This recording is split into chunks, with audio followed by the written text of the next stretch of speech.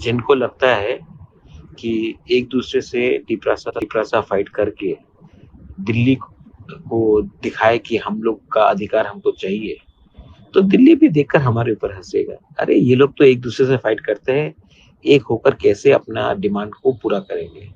हमारा कमजोरी, आप हमेशा बोलते हो कि इसने हमको दबा के रखा, उसने हमको दबा के रखा। कभी आपने सोचा है कि हमारे लीडर्स लोग अपने पर्सनल स्वार्थ के लिए एक दूसरे से लड़ते लड़ते हमने दूसरे को जगह दे दी अपने देश में? अरे कभी तो सोचो।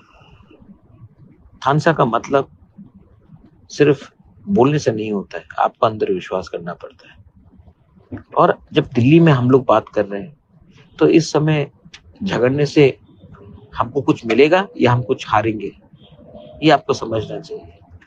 जो लोग नहीं समझते हैं, ठीक है, वो अपना दुकान चलाएंगे, बिजनेस करेंगे, लेकिन जिसको अपने कम्युनिटी को कुछ देना है, उसको लगता है कि मैं ये फाइट कर रहा हूँ, लेकिन ये लीडर लोग खुद ही नहीं समझते हैं कि ये फाइट अगर हम जीतेंगे तो हमारा पूरा कम्युनिटी जीतेगा, सिर्फ मैं अकेला नहीं जीतूंगा। ये इनको समझना चाहिए। बहुत स्वार्थी लोग ही नहीं समझते ये बात। मेरे तिपरासा लोग, आपने मेरे ऊपर विश्वास किया, मैंने आपके ऊपर विश्वास किया, मैं फाइट कर रहा हूँ। कभी कभी अकेला लगता है मुझे कि मैं अकेला फाइट कर रहा हूँ, लेकिन फाइट कर रहा हूँ क्योंकि मैं चाहता हूँ कि महाराजा वीर विक्रम का नाती भी अपने लोगों को कुछ दे, खुद के लिए नहीं रखे, लोगों को कुछ दे।